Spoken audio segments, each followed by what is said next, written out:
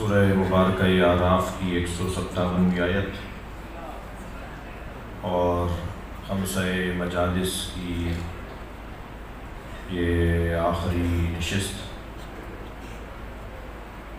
اللہ کی بارگاہ میں دعا گو ہوں آپ سب کے لیے، ہر ایک کی حاجات، ہر ایک کے مسائل، ہر ایک کی ذات کردگار کی بارگاہ میں بطفیل شہداء کربلا اور سید الشہداء علیہ السلام دعا گو ہوں کہ اللہ آپ سب کی اور ہمارے المصطفیٰ اسکاؤٹس، بی بی معصومہ قم گرلز اسکاؤٹس، پیام اسلامی فاؤنڈیشن جن کے بچوں نے روزانہ قرآن کی تلاوت آغاز مجلس میں کی، اور حیدرآباد کے لیے خاص طور پر یہ ایک اللہ کی نعمت ہے، قاریان قرآن اور حافظان قرآن کے حوالے سے جو ادارہ فعال ہوا ہے۔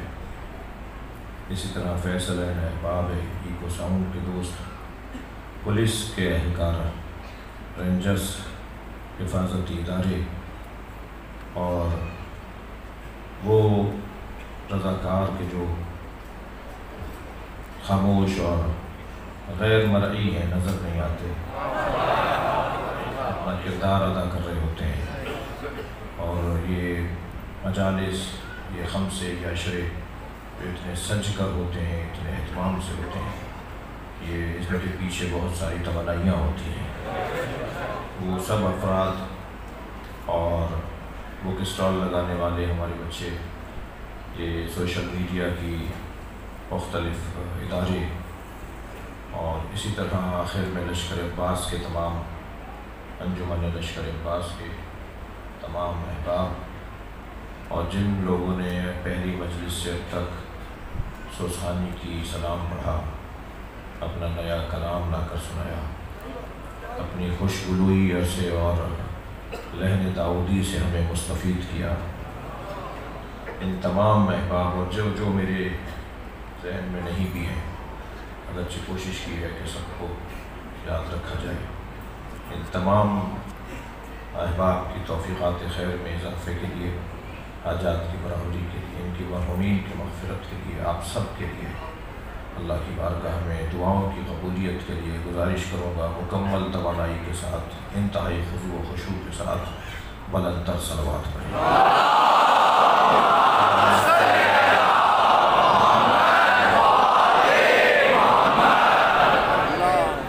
سورہ مبارکہ اعراف آیت نمبر 157، ارشاد حضرت احدیت ہو رہا ہے، والذین یتبعون الرسول النبی الامی، وہ لوگ کہ جو رسول نبی امی کی اتباع کرتے ہیں، الذین یتبعون الرسول النبی الامی، وہ لوگ کہ جو رسول نبی امی کی اتباع کرتے ہیں۔ کون رسول نبی امی؟ الذی یجدونہ عندہم، الذی یجدونہ مکتوبا عندہم فی التوراۃ والانجیل، کہ جو تورات اور انجیل میں بھی پہلے سے بیان کیا جا چکا ہے۔ یہ ایک دم اچانک کوئی شخصیت ظاہر نہیں ہوئی ہے، اس کے آنے کی خبر، اس کی آمد کی خبر ہزاروں سال سے دی جاتی رہی، اور ہر نبی بعد والے نبی کو ایک زمانے کے لیے بتاتا رہا کہ ایک نبی آنے والا ہے، وہ کہ جو یامرہم بالمعروف، جو معروف کا حکم دیتا ہے، اور ینہاہم عن المنکر، اور انہیں برائیوں سے روکتا ہے، یحل لہم الطیبات، اور طیب و طاہر چیزوں کو ان کے لیے حلال قرار کرتا ہے، یحرم عنہم الخبائث، اور ان کے لیے خبیث اور خبائث اور بری اور گندی چیزوں کو حرام قرار دیتا ہے، وَيَضَعَ عَنْهُمْ إِصْرَهُمْ وَالْأَغْلَالَ الَّتِي كَانَتْ عَلَيْهِمْ، اور جو انتہائی ذلت اور خواری کا طوق ان کے گلے میں تھا، اسے ان کے گلے سے اتارنے والا ہے۔ فالذین آمنوا بہ، پس وہ لوگ جو اس نبی پر، ایسے نبی پر، ان صفات اور ان کردار اور ان اعمال کو انجام دینے والے نبی پر ایمان لائے۔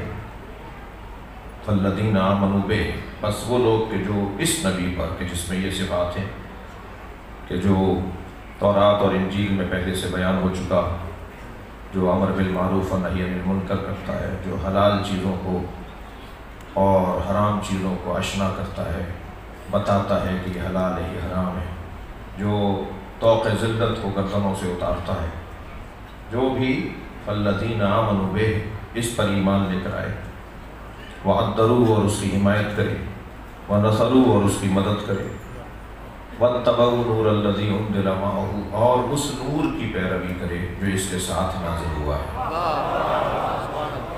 اولئک ھم المفلحون، وہی لوگ کامیاب ہیں۔ تو یہ 5 دن کی مجلسوں میں اس آیت کو عنوان اسی لیے بنایا تھا کہ جو کامیاب ہے وہ اللہ کا شکر ادا کرے، اور جو کامیاب نہیں ہے وہ کامیابی کا راز تلاش کرے۔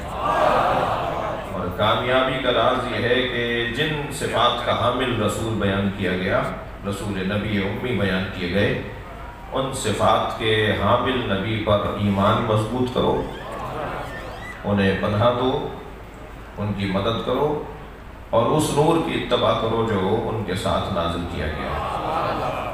جب تم اس نور کی اتباع کر لو گے تو پھر تم کامیاب لوگوں میں سے ہوگے۔ تو کامیاب کون ہے؟ کہ جو ان صفات کا حامل ہو۔ یاد رہے کہ کامیابی وہی دلا سکتا ہے جو خود کامیاب ہو۔ نادار، تہیدست، فقیر کیا دے گا؟ فاقد شے، منطق میں کہتے ہیں فاقد شے معطی شے نہیں ہوتا، نہ رکھنے والا دینے والا، اس چیز کو دینے والا نہیں ہوتا۔ لہذا کون کامیابیاں دلائے گا؟ جو خود کامیاب ہے۔ اور کیسے طے کریں، کہاں ڈھونڈیں کہ کون کامیاب ہے؟ کامیاب وہ ہے کہ جو ضربت لگنے پر کہے فزت ورب الکعبہ، رب کعبہ کی قسم علی کامیاب ہو۔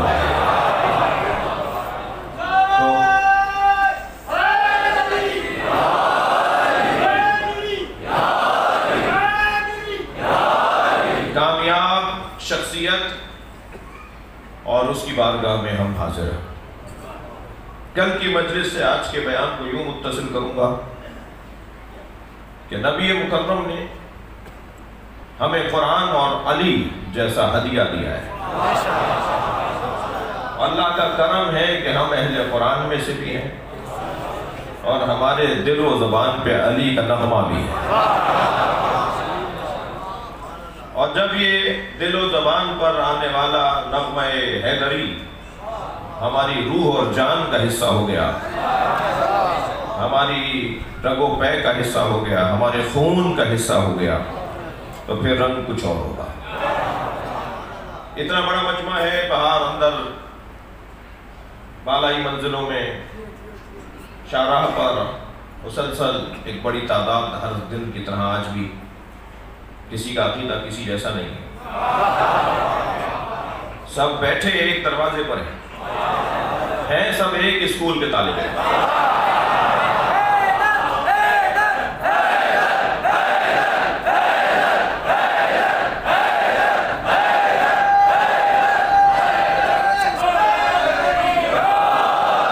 لیکن جیسے اسکول میں مختلف طالب علم ہوتے ہیں، کوئی کسی درجے میں ہوتا ہے، کوئی کسی کلاس میں ہوتا ہے، اور ایک کلاس میں بھی ہو تو کوئی پیچھے بیٹھتا ہے،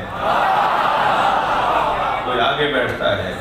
میری مراد پیچھے بیٹھنے سے عقیدے میں اور کردار میں،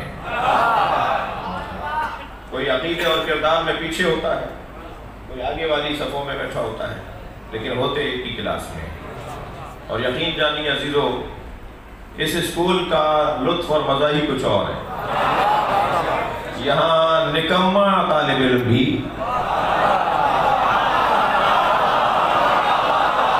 نامراد نہیں ہے،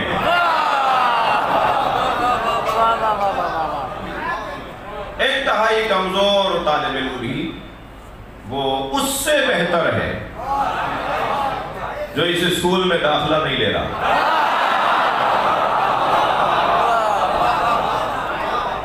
اور بہت اس ایک جملے کے پیچھے میرے پاس احادیث ہیں۔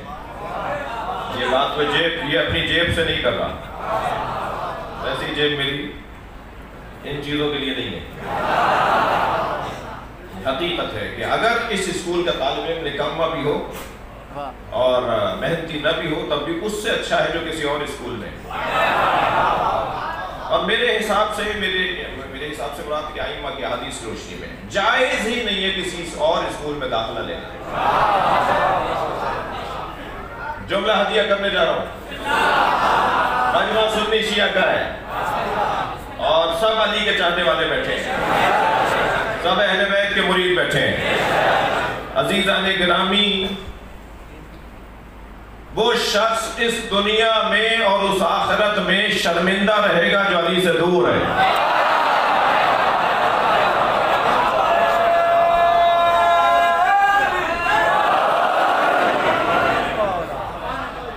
جملہ تکراری ہو تو مجھے معاف کریں کہ ہم جس دروازے پر بیٹھے ہیں اس سے اچھا دروازہ نہیں ہے۔ دنیا کہاں بیٹھی ہے مجھے اس سے غرض نہیں ہے، مگر ہم جہاں بیٹھے ہیں وہاں سے جنت کا راستہ بنتا ہے، ترقی کی راہیں کھلتی ہیں، بہت کچھ نصیب ہوتا ہے۔ صاحب کہہ رہے تھے کہ مجلس میں کیا حاصل ہوا؟ کچھ لوگ خود سے سوچ کے آتے ہیں یہ پڑھیں گے تو صحیح ہے، اس سے ہٹ کر اگر سنیں گے کہ کیا پڑھا ہے انہوں نے، کیونکہ انہوں نے پہلے سے سوچا بھائی یہ پڑھیں۔ ہم ٹی وی چینلز پہ جب مکتب کی ترجمانی توفیق ہوتی ہے جانے کی تو ایک بڑی تعداد ہوتی ہے، کہتی ہے مولانا جب آپ جواب دے رہے تھے تو ہم سوچ رہے تھے یہ جواب دیتے تو اچھا تھا۔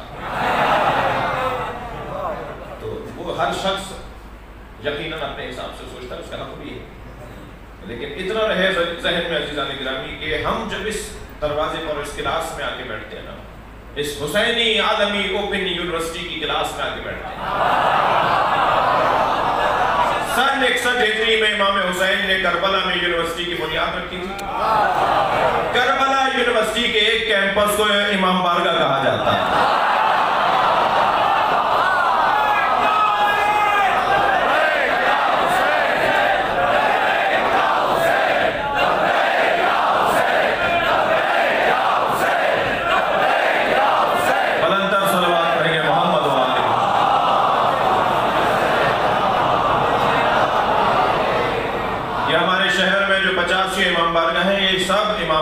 یونیورسٹی کے کیمپس، اور یہ بات بھی میں کہہ چکا ہوں مگر کچھ باتیں قرآن کی آیات کی طرح تکرار کرنی چاہیے۔ قرآن کی بہت ساری آیات تکرار ہوئی ہیں، کچھ باتوں کو بار بار کرنے کی ضرورت ہے۔ ان میں سے ایک بات یہ ہے کہ اگر اسکول میں ٹیچر اچھا نہ ہو تو اسکول بند نہیں کرتے، ٹیچر تبدیل کرتے ہیں۔ گزارش کریں بانیان خطبہ و ذاکرین سے کہ موضوعاتی مجالس ہوں، کوئی بات ہو، کوئی بات لے کر آئیں، ایک مجلس کے اندر اہل بیت کے فضائل بھی ہوں، آخر میں مصائب کا بیان بھی ہو، کہیں درمیان میں اخلاقیات کا پیغام بھی ہو، ہمارے حالات حاضرہ کا حل بھی ہو، ہمارے گھریلو مسائل اور الجھنوں کا حل بھی ہو، جوانوں کی تربیت کا پیغام بھی ہو، بزرگوں کے احترام کا خیال بھی ہو، علماء کی تعظیم کا پاس بھی ہو، حفظ مراتب کا خیال بھی رہے۔ یہ 1 گھنٹے کی گفتگو نہیں ہو، ہفتے بھر کا مواد ہو۔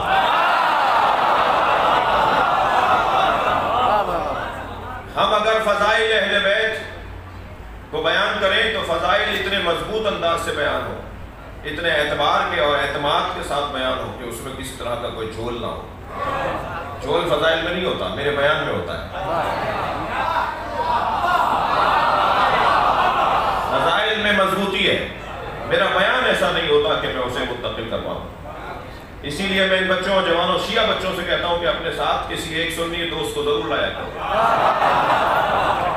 اپنے جان اپنے عزیزوں کو ضرور لے کر آیا کرو, اپنے پیاروں کو ضرور لے کر آیا کرو. یہ ہماری جان ہے. آپ کی بڑی ذمہ داری بنتی ہے. کالے کپڑے عزادار ہونے کی جہاں نشانی ہے وہاں حسین کے ذکر کے سفیر ہونے کا پیغام ہے. لہذا سفیر ذکر حسین وہ پہنچائے امام حسین کا پیغام. ایک صاحب کہنے لگے کہ بہت سارے لوگ بات کو مان نہیں رہے, سمجھ نہیں رہے, لے نہیں رہے. میں نے کہا جی ہم دے نہیں پا رہے, ہم سمجھا نہیں پا رہے. چڑھا کر, چٹکی بھر کر, تنقید کر کے, جی لات بھوسا مکہ مار کر کسی کو بات نہیں سمجھائی جاتی. پیار سے بات سمجھائی جاتی, محبت سے بات سمجھائی جاتی. لڑ کر کبھی بھی بات اچھی نہیں ہوگی. اخلاقیات کی بہتری, رویوں کا اچھا استعمال, جملوں کا انتخاب اور پیار کے ساتھ بات کرنا. جادلہم باللتی ہی احسن. تکرار بھی ہو, بحث بھی ہو تو پھر احسن اور پیارے اور اچھے انداز میں. عزیزان گرامی, صرف مجلس کی بات نہیں کر رہا. آپ آفسوں میں ہیں, آپ بچے میرے جوان کالجوں میں ہیں, یونیورسٹیز میں ہیں, جہاں پر بھی آپ ہیں, آپ اپنے رویوں سے پوری یونیورسٹی کا غیر شیعہ پکار کے کہے ایسے ہوتے ہیں علی کے روزہ.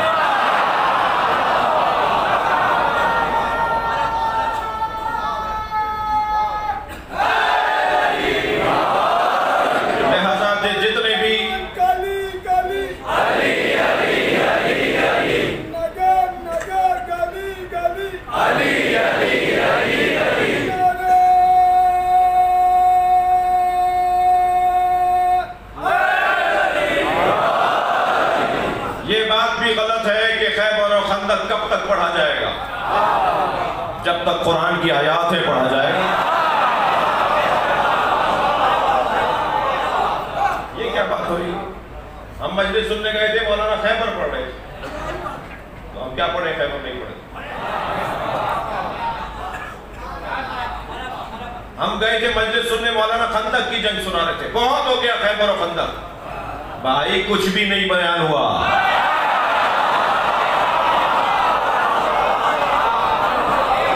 شاید ایک تقریر کو بعض مجھ جیسے لوگوں نے ایک ہی بزرگ کی کسی کی تقریر کو یاد کر کے بار بار آپ کو سنا دیا, تو آپ نے کہا بہت ہو گیا خیبر و خندق. خیبر و خندق بہت نہیں ہوا, وہ تقریر بہت ہو گئی. خیبر و خندق کے تو پہلو بیان ہی نہیں ہوئے. مجھ سے آج ایک صاحب کہنے لگے اس سال آپ مولا علی کی جنگوں کا ذکر زیادہ کر رہے ہیں. میں نے کہا جی اس لیے کر رہا ہوں تاکہ 3 کمزوریاں شیعوں میں نہیں ہوتی. بزدل شیعہ نہیں ہوتا. کیسے ختم ہوگی بزدلی؟ اگرچہ بات روشن ہے کہ شیعہ بزدل نہیں ہے, کسی کو بھی بزدل نہیں ہونا چاہیے. دشمن بھی ہو تو شجاع. پاکستان میں ہمارا کوئی دشمن نہیں ہے. جنہوں نے پاکستان کی دیواریں کالی کی نا وہ ہمارے دشمن نہیں ہیں. جنہوں نے تکفیری نعروں سے ماحول خراب کیا وہ ہمارے دشمن نہیں ہیں. دشمن کو بہادر ہونا چاہیے, شجاع ہونا چاہیے. شیعوں کو بدنام کرنے کے لیے قرآن جلانے والے سے زیادہ تو بزدل کوئی ہے ہی نہیں. راجہ بازار, سانحہ راولپنڈی, اسی مسلک کے جن کے جس مسلک کا مدرسہ تھا, کالے کپڑے پہن کر آئے, اپنے بچے بھی مار دیے, قرآن بھی جلا دیے کہ کسی طرح شیعہ شرمندہ ہو جائیں. پاکستان میں 150 سے زیادہ سانحات رپورٹیں نہیں آئیں. ہمیں نہیں بتایا گیا کہ ہمیں کس نے مارا, وہ کون سے مال خانے سے لائے گئے لوگ تھے جو مارنے کے بعد اور کارروائی کرنے کے بعد دوبارہ مال خانے میں جمع ہو گئے. ہمیں نہیں بتایا گیا. صرف ایک ہی واقعے کی طرف نشاندہی کی گئی کہ ایسا ہوا تھا. ہمیں کئی سال تک شرمندہ کیا جاتا رہا. میرے بچوں اور جوانوں, اللہ پہ بھروسہ کرو, اللہ پہ توکل کرو. یہ جو ابھی پچھلے دنوں پاکستان میں فرقہ واریت کا ماحول بنایا گیا، یہ بھی کھلے گا کہ ریال کہاں سے آئے تھے، یہ بھی کھلے گا کہ کون ان کے پیچھے تھا۔ ہمارے لیے تو کوئی نئی بات نہیں تھی، البتہ اس پورے دور میں کچھ چیزوں کا پیغام ہمیں ملا ہے، کچھ چیزیں ہم نے سیکھی ہیں، کسی سے نہیں، زمانے سے۔ مولا علی فرماتے ہیں زمانے سے بڑا کوئی استاد نہیں، تو زمانہ استاد ہے، کچھ زمانہ استاد ہے، زمانے سے سیکھا جائے۔ بٹھا دو اس بھائی کو، بٹھا دو، بہت دور سے ہے۔ ایک صلوات پڑھے گا محمد وآلہ۔ اس سے بہتر اور بلند صلوات نبی کی طرف۔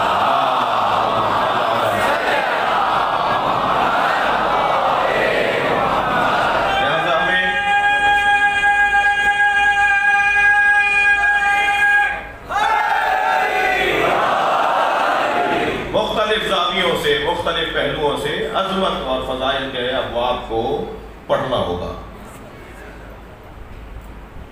نبی مکرم نے ہمارے لیے قرآن اور علی کو ہدیے، تحفے اور ہدایت کے لیے چھوڑا ہے۔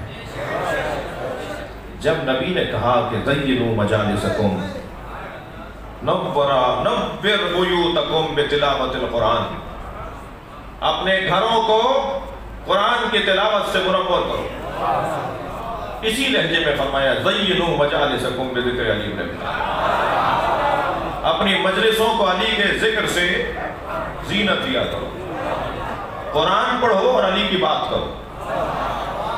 یہ دونوں پیغام سرکار دے کر گئے، ہر گھر میں قرآن کی تلاوت اور ہر مجلس میں علی کی بات،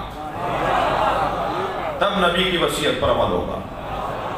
اور سرکار دو جہاں چاہتے یہ ہے کہ ہر مجلس میں علی کی بات ہو، اور جب ہر مجلس میں، مجلس سے مراد یہ مجلس بھی ہے دو آدمیوں کا ملنا کی مجلس، مجھے سندھیوں سے جو پیار ہے نا اس کا ایک سبب یہ ہے کہ جب یہ دو لوگ آپس میں ملتے ہیں تو یا علی مدد کہہ کے علی کا ذکر کرتے ہیں۔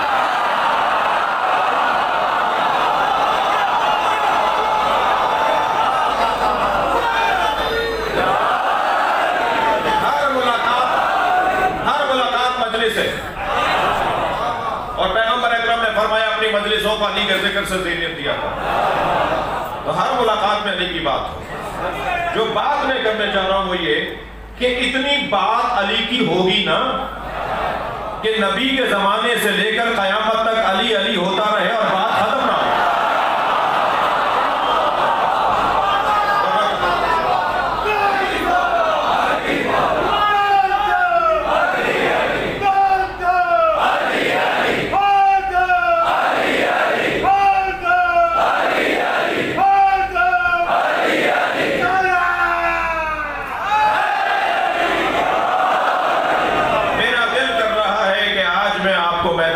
چلو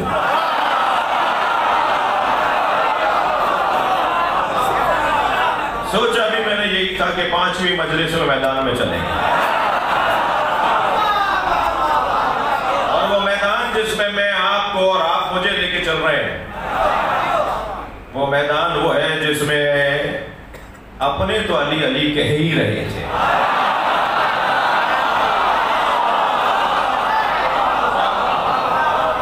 میدان میں کافر، مشرک اور منافق بھی علی علی کر رہے ہیں۔ اللہ خوب جانتا ہے کیسے علی علی کروائے۔ اللہ اس نام کو زبانوں پر حاکم دیکھنا چاہتا ہے، اللہ اس نام کو دماغوں پر حاکم دیکھنا چاہتا ہے۔ کچھ طہارت قلبی کی وجہ سے حاکم بنائیں گے، کچھ ہے نا کہ یا حارو حمدان میں یمت یرانی، اے حارث حمدانی جو مرے گا مجھ علی کو دیکھے گا۔ مومن ام فاسق، مومن ام منافق، مومن ام کافر، مومن ہو یا منافق ہو، فاسق ہو یا کافر ہو یا مومن ہو، مجھے دیکھے گا۔ اور جب مومن مجھے دیکھے گا تو موت کی تنگی اور سختی آسان ہو جائے گی۔ کافر، منافق اور مشرک اور فاسق جب مجھے دیکھے گا تو مجھے دیکھ کر اسے پریشانی پڑ جائے گی۔ خاص طور پہ جو مولا علی کا نام سننا اور بولنا بدعت اور شرک اور کفر، انہیں سمجھ میں آئے گا کہ مرتے وقت کیا ہوگا، انہیں معلوم ہوگا کہ مرتے وقت اس نام کا لینے والا اور اس نام سے محبت کرنے والا کیسا اور اسے نفرت کرنے والے کا کیا حال ہے۔ جنگ بدر،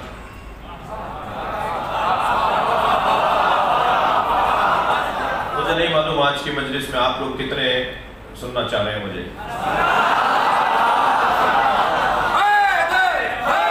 دیکھیے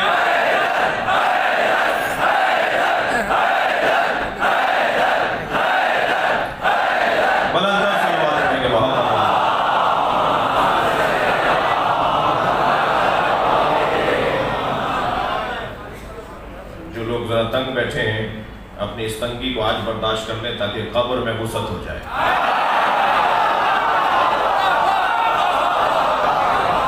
اور یہ جو ہمارے یہاں کا مزاج ہے بڑے صغیر کا، میں مجلس پڑھ رہا ہوں، آپ کو کوئی بات اچھی لگی تو آپ نے نعرہ لگایا اور یہ کیفیت، تو یہ میں نے کسی سے نہیں کہا۔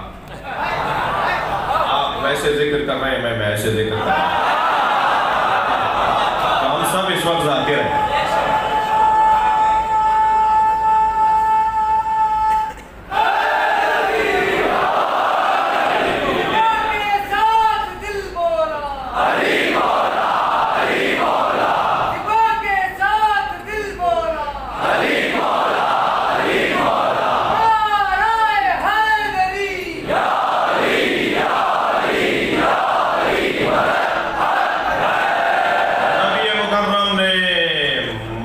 المکرمہ سے ہجرت کی، مدینہ منورہ تشریف لائے۔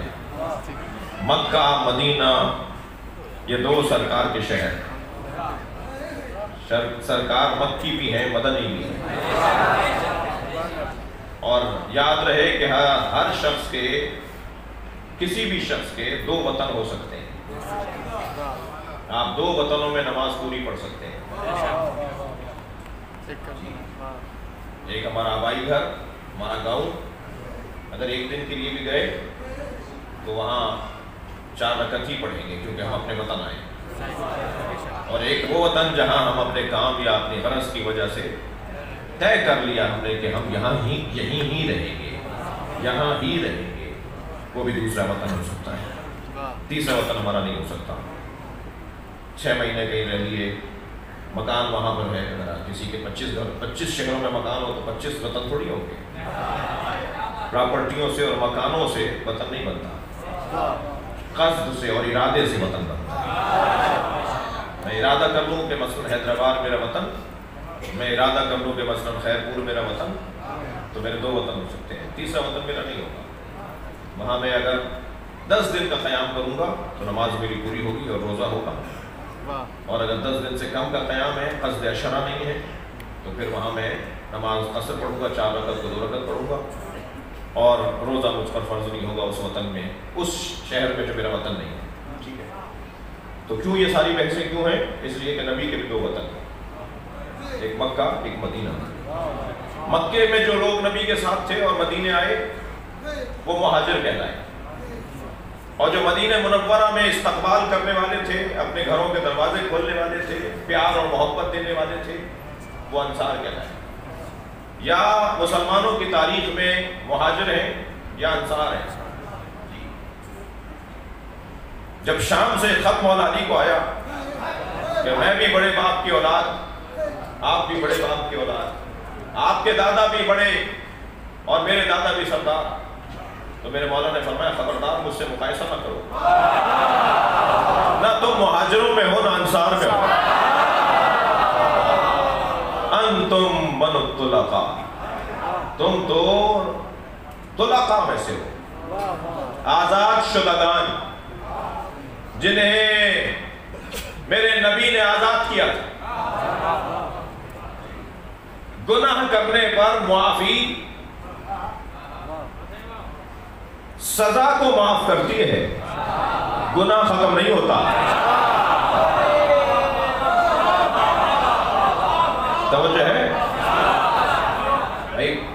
قتل کرنے کے بعد عدالت نے سزا سنا دی کہ اسے لٹکا دیا جائے، صدر مملکت نے معاف کر دیا، تو کیا قتل معفو ہے؟ قاتل تو رہے گا ہی، یہ قاتل ہے، اس کی سزا معاف ہوئی ہے۔ توجہ ہے میرے مولا نے فرمایا تم تو نہ مہاجروں میں ہو نہ انصار میں ہو، تم تو لقب میں سے ہو، آزاد شدگان ہو، تمہیں تو رحم کھا کر معاف کیا گیا، رحم کی اپیل لینے والوں میں سے ہو، رحم کی اپیل کرنے والوں میں سے ہو۔ جی پہنچے سرکار، تو جتنی بھی جنگیں سرکار نے جن کا مقابلہ کیا، وہ سرکار نے جا کر حملہ نہیں کیا ہے، سرکار پر حملہ ہوا، مسلمانوں پر حملہ ہوا، اس لیے جتنی جنگیں ہیں وہ سب مدینے کے قریب لڑی گئی ہیں۔ اگر نبی نے حملہ کیا ہوتا تو مکے کے قریب ہوتی، یہ گئے ہوتے لڑنے کے لیے، وہ آئے تھے لڑنے کے لیے، یہ تو صرف اپنے شہر سے باہر نکل کر گئے دفاع کرنے کے لیے۔ ان جنگوں میں سب سے پہلی جنگ پہلے ہی سال 80 جنگوں کا سامنا کرنا پڑا۔ آپ ذرا 11 برس کی زندگی اور 80 جنگیں، ایسا لگتا ہے جیسے ہر مہینے ایک جنگ تیار، اتنا اذیتیں پہنچائی گئی۔ پہلی جنگ جو ہوئی ہے وہ جنگ بدر، پہلے ہی سال۔ میرے مولا علی کی عمر اس جنگ میں 20 سال ہے،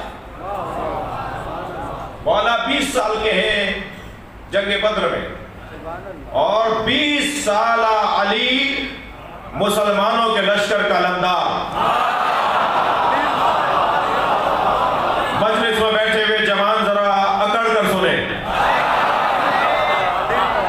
جوان اگر علی کی سیرت پر عمل کرے تو علمدار بنایا جاتا ہے۔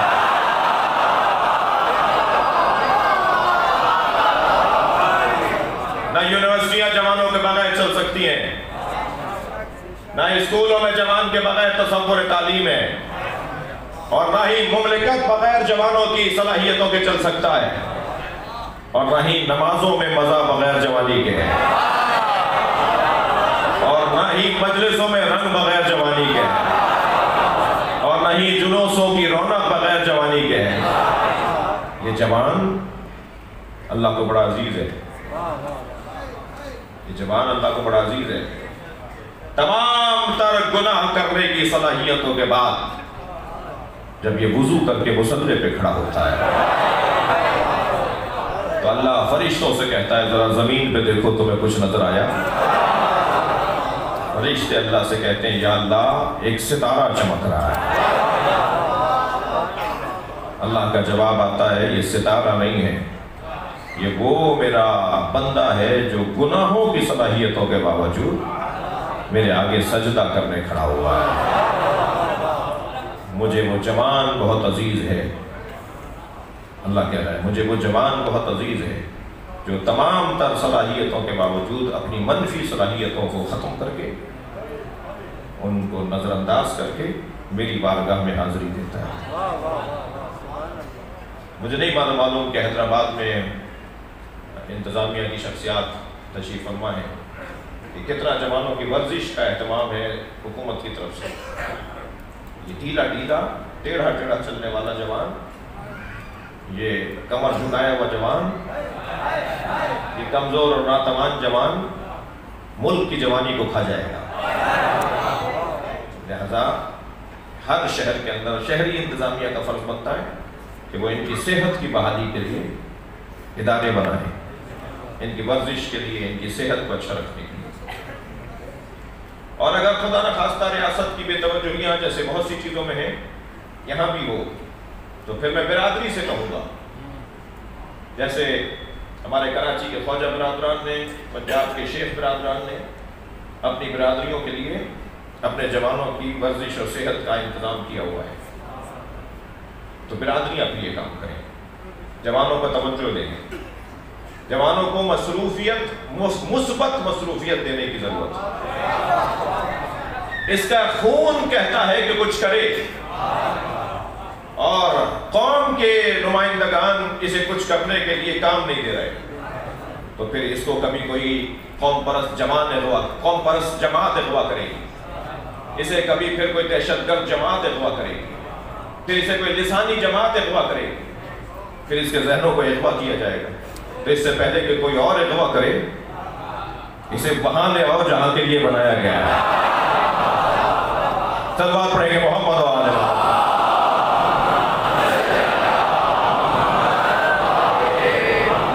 20 سال کے ہیں مولا علی. جنگ بدر میں علی علمدار لشکر اسلام. ادھر سے پوچھا جانا تھا کہ مسلمانوں کی طرف سے علمدار اور پرچمدار کون ہے، سالار جنگ کون ہے مسلمانوں کی طرف سے. تو کسی نے آواز دے کر کہا علی ہے. تو آواز آئی علی تو ابھی جوان ہے، پوری طرح داڑھی بھی نہیں اتری. تو میرے مولا جب میدان میں اترے تو میرے مولا نے تلوار نکال کے پہلا جملہ یہ کہا، بازلو آمین حدیث و سنی. تم میری عمر پر تبصرے کر رہے ہو. بازلو آمین، دو مصرے میرے مولا کے. بازلو آمین حدیث و سنی، تم میری سن و سال اور میری عمر پہ تبصرے کر رہے ہو. اللہ اکبر. وَلِمِثْلِ هَذَا وَلَدَتْنِي أُمِّي، میری ماں نے اسی دن کے لیے تو جنا تھا. صلوات پڑھیں گے محمد و آل محمد.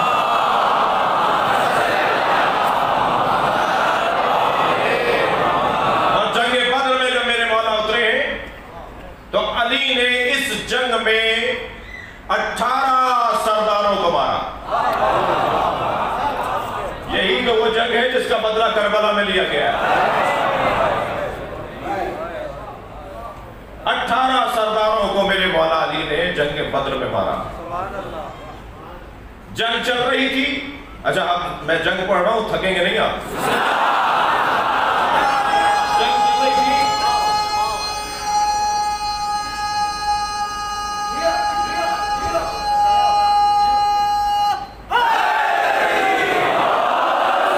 ایک مرتبہ خبر آئی کہ بدر میں مشرکین مکہ ایک کرائے کا قاتل لائے.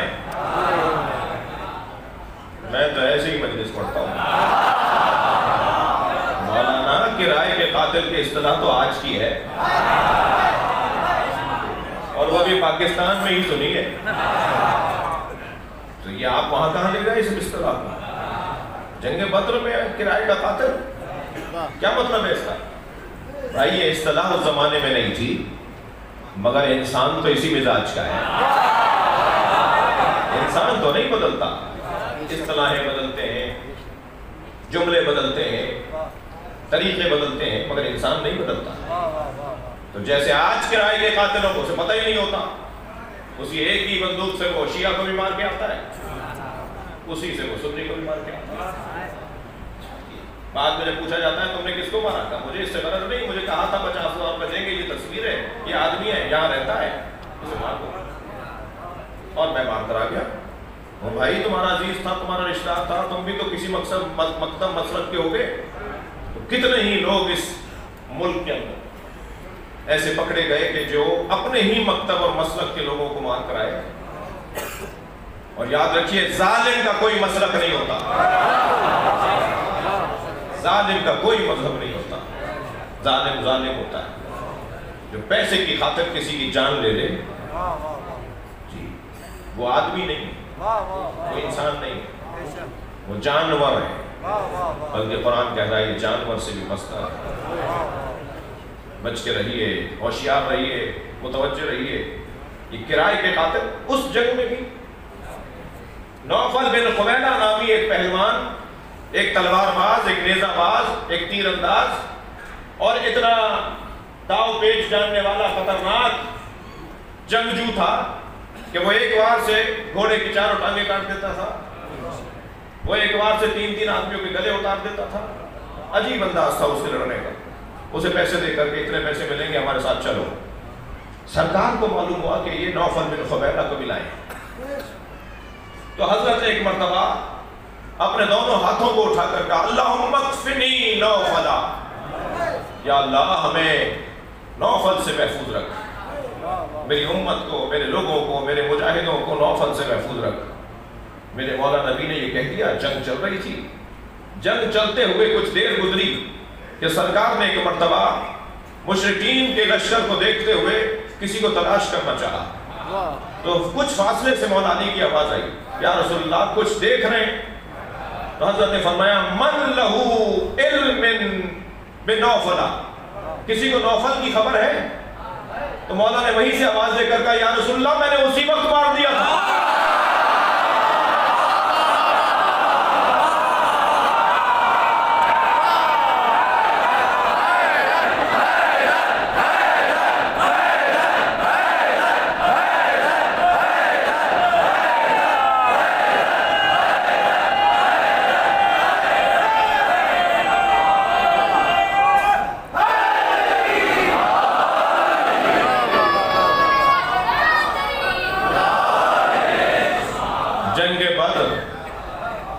جنگ بدر میں میرے مولا علی نے 18 سردار مارے۔ میں یہ دوبارہ بول گیا ہوں، علی مارتے ہی سرداروں کو تھے۔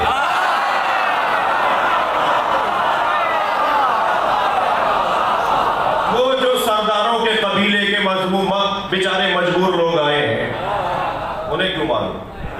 انہیں ماروں نا جو انہیں لے کر آئے۔ تو علی ڈھونڈتے تھے سرداروں کو، اور یہ انداز تھا میرے مولا کا جنگ کے اندر کہ آپ نے 18 سردار مارے، اور ایسے مارے کہ علی کو آتے ہوئے دیکھ کر کہتے تھے موت و احمرن، ہماری سرخ موت آ رہا ہے۔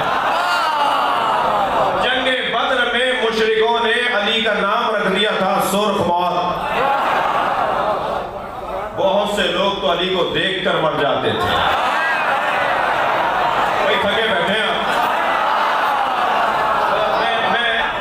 میں اپنی خطابت کی تاریخ میں مولا علی کی جنگ کے حوالے سے اور مولا کے جہاد کے حوالے سے شاید اتنا سنبھل کے پہلی دفعہ پڑھ رہا ہوں۔ مجھے معاف کر دیجئے گا اگر آج دیر ہو جائے تو۔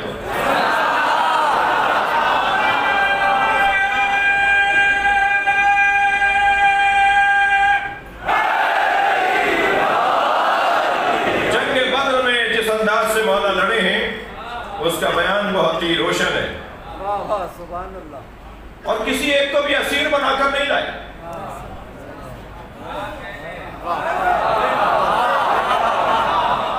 بھائی علی کا جہاد سن رہے ہیں آپ؟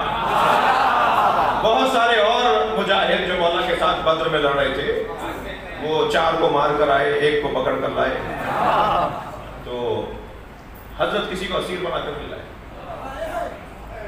پوچھ لیا کسی نے، اب دیکھیں یہ میدان جہاد ہے یا میدان اخلاق ہے؟ یعنی جہاں علی جہاد کر رہے ہیں وہاں علی ہدایت بھی دے رہے ہیں، یعنی میدان جہاد میدان اخلاق بھی ہے، سکھا بھی رہے ہیں۔ ایک صاحب کہنے لگے صاحب دشمن سامنے ہو تو کیسا اخلاق؟ میں نے کہا تو اخلاق ہی وہاں سمجھ میں آئے گا جب تمہارے اعصاب مضبوط ہوں گے۔ دشمن کو دیکھ کر اپنے اعصاب کو کمزور کر دینا تو یہ سب سے بڑی ناکامی ہے۔ جنگیں زور بازو سے نہیں لڑی جاتی۔ جو کی روٹی گھٹنے کے زور سے توڑ کے کھاتے تھے، جو کی روٹی گھٹنے سے توڑ کر کھاتا ہو۔ ایک دن ایک صحابی نے دیکھا کہ روٹی کھول رہے تھے تو 4 گراہیں لگی ہوئی تھی، 1 گرہ کھولی، پھر دوسری کھولی، پھر تیسری کھولی۔ شاید وہ سوچ رہا ہو کہ اس میں بہت ہی لذیذ تو غذا نکلے گی، اتنا باندھ کر لائے علی، اور جب 4تھی گرہ کھولی تو سوپ کی روٹی۔ اس نے کہا یا علی اس کو اتنی گراہیں لگانے کی ضرورت کیا تھی؟ حضرت نے فرمایا میں زیادہ گراہیں اس لیے لگاتا ہوں کہ حسن و حسین اس میں روغن لگا دیتے ہیں، انہیں کھولنے میں دیر لگے۔ میری روٹی کو گھی سے مکھن سے وہ تر کر دیتے ہیں کہ بابا روٹی تو کھاتے ہیں، یہی تر کھا لیں۔ تو میں اس کو اتنی گراہیں اس لیے لگاتا ہوں کہ انہیں کھولنے میں دیر لگے۔ کہ جو کی روٹی گھٹنے کے زور سے توڑ کے کھاتا ہو وہ باب خیبر 2 انگلیوں سے اکھاڑتا ہے۔ ٹائم کم ہے، ایک نہ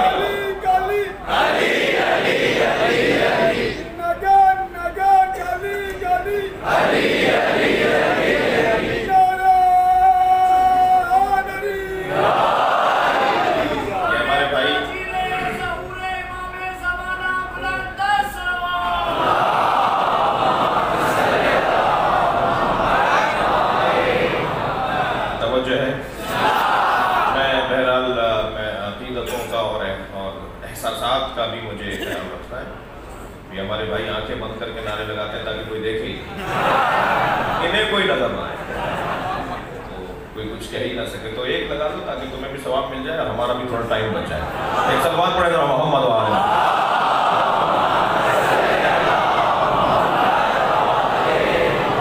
بات آگے بڑھے. جنگیں, تلواریں زور بازو پر نہیں لڑی جاتی. تلواروں کا استعمال اعصاب کی بنیاد پر ہوتا ہے. اگر کسی کے اعصاب کمزور ہوں وہ تلوار اٹھائے گا کسی اور پر, لگے گی خود کو. اس لیے اعصاب کا مضبوط ہونا وہ ہر مجاہد کے لیے ضروری ہے. مولا کسی کو اسیر بنا کر نہیں لاتے تھے. جنگ بدر میں کچھ سوال ہوا, پھر بعد میں سوال نہیں کیا گیا کیونکہ علی نے اپنا ایک اصول دے دیا, آئندہ مجھ سے یہ سوال نہیں کرنا. جب کسی نے پوچھا نا کہ آپ کسی کو پکڑ کر نہیں لائے, حضرت نے فرمایا میں کسی کو اسیر نہیں بناتا. یا بھاگ جاتا ہے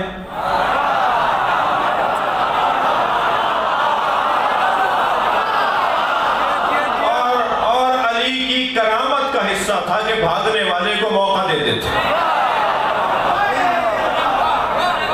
اس لیے کہ جو بھاگ رہا ہے, جملہ سنیں گے, یہ ساری سوچ کر تیاری کر کے جملے عرض کرنا ہوں آپ سے. اس لیے کہ جو بھاگ رہا ہوتا ہے اس سے زیادہ مجبور کوئی نہیں ہوتا, اور علی کا کام نہیں ہے مجبور پہ ہاتھ اٹھانا.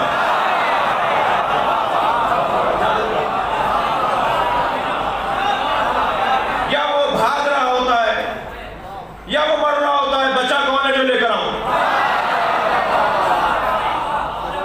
فرماتے ہیں یا میں مار دیتا ہوں یا بھاگ رہا ہوتا ہے تو میں اسے چھوڑ دیتا ہوں, تو اسیر کس کو بناؤں. یہ جنگ بدر میں مولا علی نے اپنا اخلاق بتایا. میرا اخلاق جنگ یہ ہے. آ گئی جنگ احد, بڑا تجربہ ہو گیا کافروں کو کہ بھائی مزاج علی تو سمجھ میں آ گیا, اب ہمیں اس جنگ کے اندر آسانی ہو جائے گی. تو انہوں نے مسلمانوں کا مزاج تو سمجھ لیا تھا, علی کا حساب لگانے میں ناکام رہے. لہذا جنگ احد کے اندر میرے مولا علی نے جو جنگ احد کے منظر ہے, ابو سفیان نے جا کر کہا بنی مخزوم سے. بنی مخزوم کون ہے؟ بنی مخزوم وہ ہے کہ جو جنگ احد میں جس قبیلے کے پاس مشرکین کا پرچم تھا وہ بنی مخزوم تھی جنگ احد میں. تو یہ گئے اور جا کر کہا کہ پرچم ایک قبیلے کو نہ دو.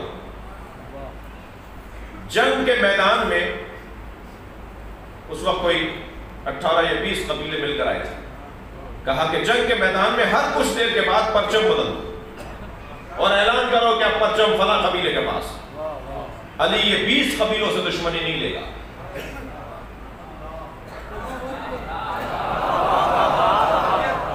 سیاست تو تھی یعنی کہ ہاں یہ 20 قبیلوں میں پرچم تقسیم کرتے رہو تاکہ علی کس قبیلے سے دشمنی لے گا. اگرچہ پتہ نہیں ہے کہ علی کہتے کسے ہیں. علی ساری دنیا سے دشمنی لے سکتا ہے اللہ کی خاطر,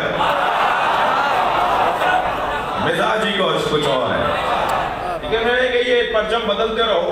انہوں نے کہا نہیں, ہم اپنے پاس اتنا بڑا ہمیں اعزاز ملا ہے, ہمارے لوگ زیادہ ہیں, ہمارے قابل لوگ زیادہ ہیں, ہمارے جنگجو زیادہ ہیں, ہمارے تلوار باز زیادہ ہیں, تو ہم کسی اور قبیلے کو کیوں پرچم دے دیں, ہم ہی رکھیں گے.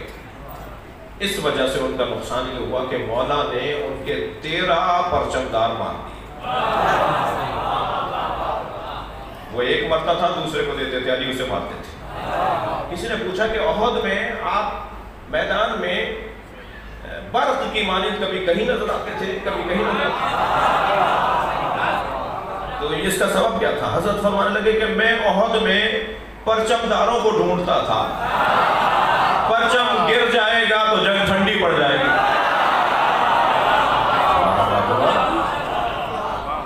مسئلہ وہاں پیش آیا کہ جب سرکار نے وہ چھوٹی سی چوٹی پر پہاڑی کی ایک ٹیلے پر سرکار نے کھڑا کر دیا تاکہ تم یہاں کھڑے رہو گے اور پھر دشمن کو یہاں سے روکو گے تیروں کے ذریعے سے. جنگ جیت گئے مولا علی. مولا کے ساتھ سینکڑوں اصحاب مجاہدین جنگ جیت گئے. جنگ جب جیت گئے تو مال غنیمت تو نبی تقسیم کریں گے نا. جب بھی کوئی نبی سے آگے نکلا ہے ذلیل ہوا ہے.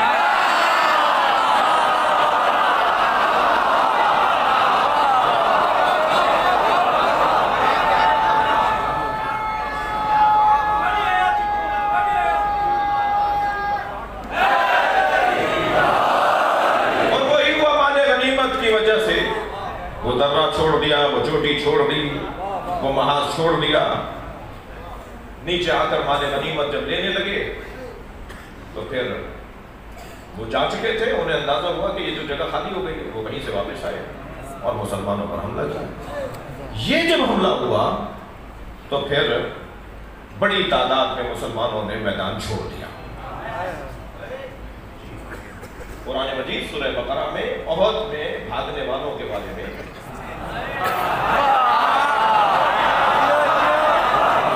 عبرت ہے نا ہمارے لیے سیکھنے کی چیز ہے. قرآن ایسے پڑھنا ہے اور ڈھونڈنا ہے, تلاش کرنا ہے کہ سبب کیا تھا. دیکھیے, کسی کی کمزوری سے عبرت لے کر اپنی کمزوری کو دور کرنا ہی یہ طالب علمی ہے. میدان چھوڑ کر چلے گئے اور جس کے اوپر قرآن مجید میں بہت ہی روشن آیات آئیں.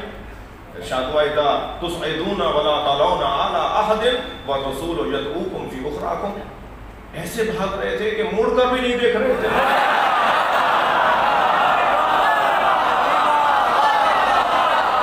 اور رسول آوازیں لگا رہے تھے کہاں جا رہے ہو. سب چلے گئے. تیرا رضی اللہ تعالی عنہم, تیرا رضی اللہ تعالی عنہم اصحاب, وہ اصحاب کے جو جن سے اللہ راضی, وہ میدان احد میں رہ گئے. خبردار میرے عزیزو, احد سے بھاگنے اور میدان چھوڑنے والے اور فرار کرنے والوں پر کوئی بے ادبی نہیں کی جائے گی. میدان احد سے جو میدان چھوڑ کر گئے, قرآن کی آیت پڑھو مگر ان کی توہین نہیں ہوگی. میں احد کے میدان کی بات کر رہا ہوں, ہر میدان کی بات نہیں کر رہا. آپ پہلے احد کے میدان کی بات روشن کر لیجئے, سمجھ لیجئے. میدان احد سے جانے والوں کے بارے میں کوئی نامناسب بات, یہ نہ صرف توہین ہے, گناہ ہے, بلکہ قرآن کی مخالفت ہے. اس لیے کہ قرآن میں اللہ نے جب وہ پلٹ کر آئے, کوئی 3 دن بعد, کوئی 6 دن بعد, کوئی 8 دن کے بعد, تو نبی مکرم یقیناً ناخوش تھے, ناراض تھے. اتنا مشکل ہو گیا تھا ان کے جانے کے بعد. ٹوٹل 13 آدمی رہ گئے, سینکڑوں لوگ چلے گئے, 13 مسلمان باقی رہ گئے جن میں ایک علی. 13 آدمی اتنے سینکڑوں کو کیسے سنبھالتے؟ لہذا سب سے زیادہ شہادتیں احد میں ہوئی.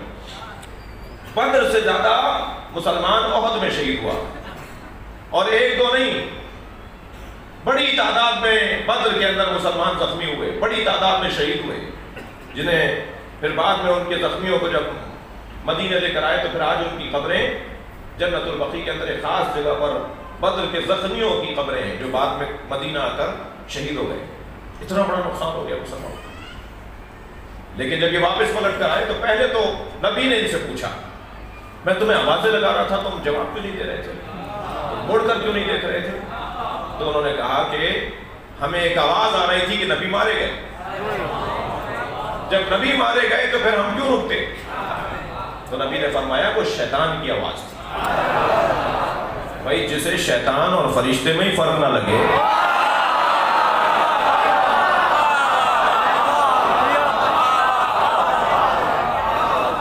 پھر انہوں نے آ کر کہا یا رسول اللہ ہم سے غلطی ہو گئی. یہاں میں ایک جملہ اور کہوں گا, خبردار اجتہادی غلطی کا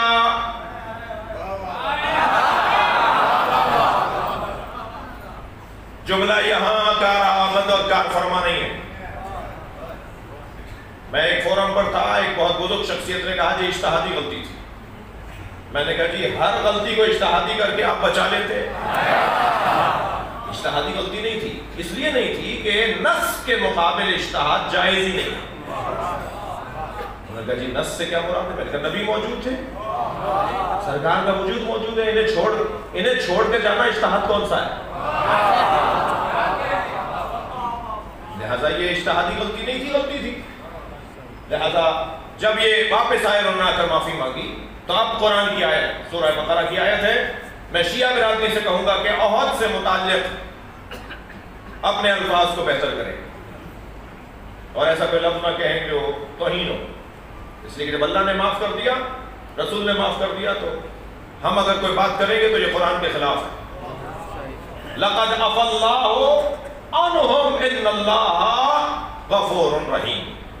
اللہ نے انہیں معاف کر دیا، اللہ غفور و رحیم ہے. توجہ کر لی. تو جنگ احد کے اندر صرف 13 لوگ رہ گئے اور میرے مولا علی ان میں سے ایک. مگر علی جب سارا مجمع مسلمانوں کا تھا اس وقت بھی ویسے ہی لڑ رہے تھے، اور جب 13 لوگ رہ گئے تب بھی ویسے ہی لڑ رہے تھے. کسی نے کہا یا علی آپ، اچھا یہ واحد جنگ ہے جس میں مولا علی کے بدن مبارک پر 30 سے زیادہ چوٹیں لگی ہیں، زخم آئے مولا کے. واحد جنگ ہے جس میں علی کو تلواریں لگی ہیں، نیزے لگے ہیں، تیر لگے ہیں مولا کو. اور اسی کیفیت میں زخمی حالت میں علی میدان میں ویسے ہی لڑ رہے تھے جیسے اس وقت لڑ رہے تھے جب کوئی میدان چھوڑ کر نہیں گیا تھا. تو میرے مولا نے فرمایا میں میدان میں لشکر کی بنیاد پہ نہیں لڑتا، میں میدان میں اللہ کے توکل کی بنیاد پر لڑتا. لہذا مجمع ہو تب بھی علی ویسے ہی لڑیں گے. تو اور جملہ کہہ دیتا ہوں، علی اس مجاہد کو کہتے ہیں، علی اس مجاہد کو کہتے ہیں جو اپنی ذات میں لشکر ہے، اکیلا ہی لشکر ہے. جنگ احد، اور جب ایسا مرحلہ آیا تو یہ واحد جنگ ہے کہ جس جنگ میں پہلی دفعہ اور آخری دفعہ ہوا کہ مولا کی تلوار ٹوٹ گئی. جی تلوار ٹوٹ گئی. پھر نیزے سے مولا نے اپنا دفاع کیا اور دشمن کا مقابلہ کیا. پھر علی کا نیزہ ٹوٹ گیا تو علی نے ایک چھڑی اٹھائی، ایک لکڑی اٹھائی. اب آپ خود سوچئے کہ کتنی مشکل جنگ ہو گئی. اور جب اس چھڑی سے بھی ایسے ہی لڑ رہے تھے جیسے تلوار سے لڑ رہے ہو تو فوراً جبریل ذوالفقار لے کر آئے.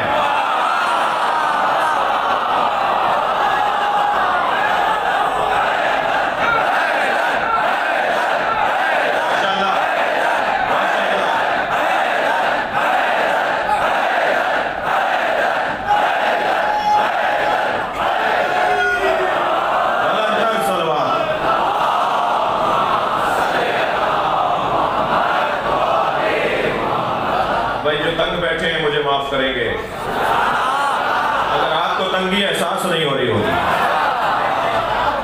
میرے مولا پر ایک مرتبہ ذوالفقار اتری، جبریل ذوالفقار لے کر آئے اور لا کر نبی کو دی. توجہ ہے؟ اور لا کر میرے مولا، توجہ چاہوں گا، لا کر جبریل امی نے مولا نبی کو تلوار دی. ذوالفقار نبی پر اتری ہے، آسمان سے اترنے والا لوہا جس میں اللہ نے منافع کثیر رکھے ہیں، جس میں اللہ نے نفع ہی نفع رکھا ہے. وہ لوہا نبی مکرم کو دیا. نبی مکرم نے فوراً ایک مجاہد کو آواز لگائی کہ علی تک پہنچاؤ. علی جس جگہ لڑ رہے تھے وہاں ماحول ایسا تھا کہ اس نے تلوار وہیں سے پھینکی ہے. علی نے، میرے مولا نے فضا میں اڑتی ہوئی تلوار کو پکڑا ہے.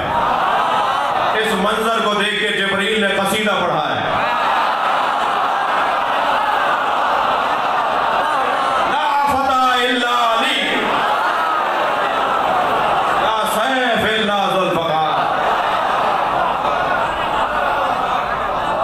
برابر میں آ کر بیٹھ گئے مولا نبی کے جبریل.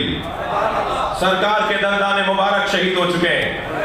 ایک خبیث، ایک ظالم نبی کے خیمے تک آ گیا تھا اور نبی پر حملہ کر دیا تھا. نبی زخمی ہو گئے. جبریل ساتھ بیٹھے ہوئے ہیں، علی دفاع کر رہے ہیں، تو جبریل امی نے کہا یا رسول اللہ دیکھ رہے ہیں علی کو، علی کیسے لڑ رہا ہے؟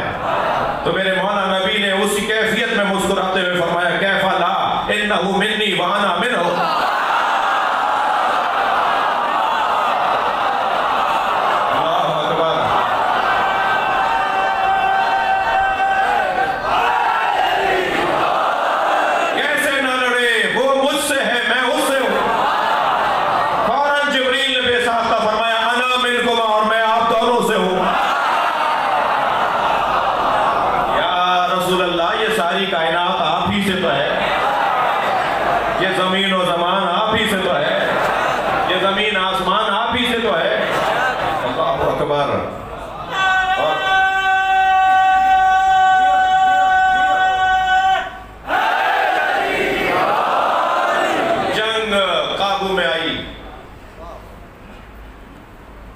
علی مولا 13 مجاہدوں نے رضوان اللہ تعالی علیہم،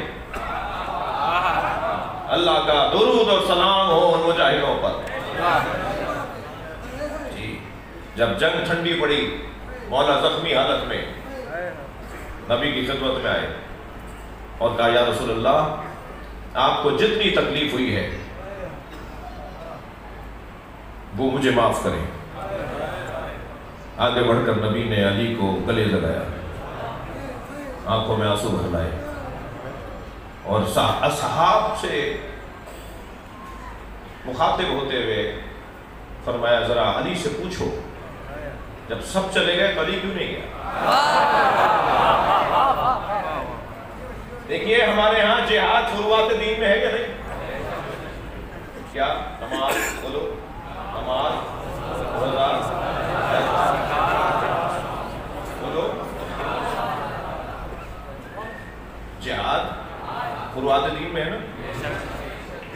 اب ذرا مولا علی کا جواب سنیے. بزدلی کو علی کفر سے تعبیر کر رہے ہیں.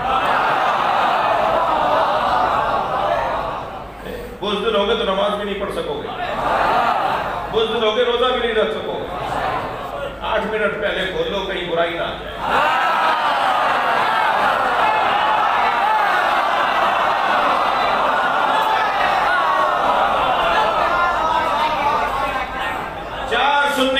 کو دیکھ کے ہاتھ باندھ لیے.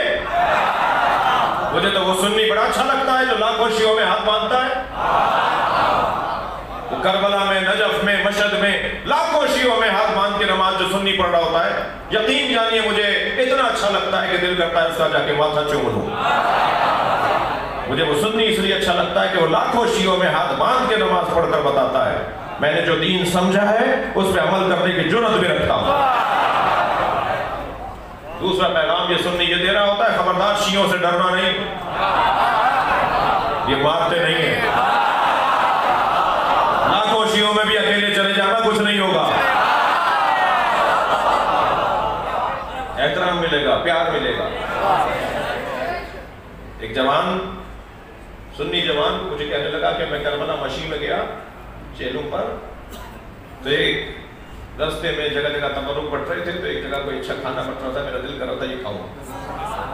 تو میں نے اپنے شیعہ دوست سے کہا کہ بھائی لائن تو بہت بڑی ہے، ہم تو اگر لائن میں لگیں گے تو ہمارا تو قافلہ نکل جائے گا، کیا کریں گے؟ اس نے کہا پریشانی کی بات نہیں ہے، تم لائن سے ہٹ کر کھڑے ہو جاؤ اور آواز لگاؤ انا سنی.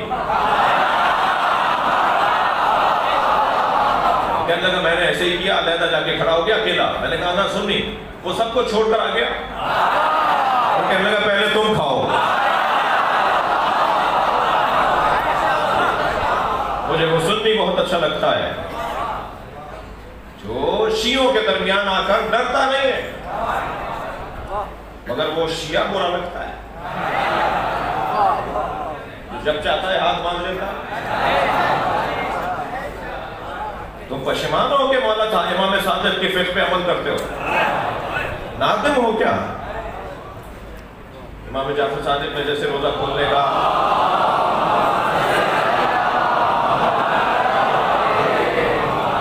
میں ان کی مخالفت نہیں کر رہا، میں تو ایسا منظر دیکھنا چاہتا ہوں کہ ہمارے ہاں اسکولوں میں جن لوگوں نے اسکول بنائے ہوئے میں ان کو بھی ایک پیغام دے رہا ہوں. میں خود بھی اپنے میرے دو اسکول ہیں، دونوں میں یہی کام کر رہا ہوں۔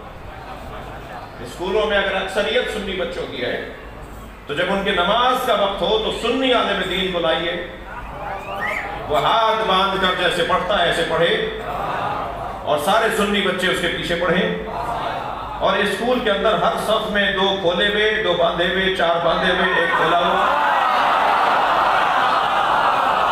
یہ منظر نظر آنا چاہیے۔ اسکولوں سے ہی برداشت کی تعلیم، ایک دوسرے کو قبول کرنے کی تعلیم اسکول سے دیجئے۔ جب یہ اسکول میں سیکھے گا کہ مجھے سنی بچے کے ساتھ رہنا ہے، اور سنی بچے کو سیکھے گا کہ مجھے شیعہ بچوں کے ساتھ رہنا ہے، تو یہ بوڑھے بھی ہو جائیں گے، شیعہ سنی پہ لڑیں گے نہیں۔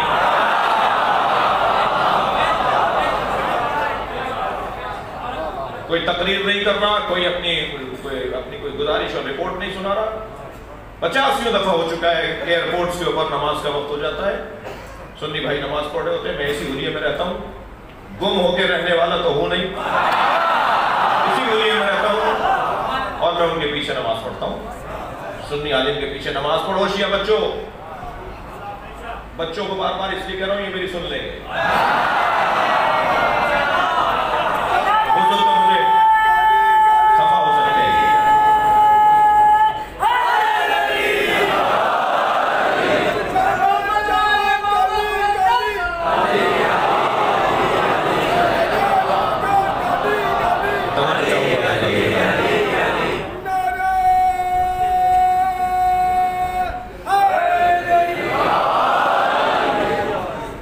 تسلی دیجیے، تھک تو نہیں رہنا میری بات، اب جو تھک رہا ہوگا وہ تو مشکل میں ہے۔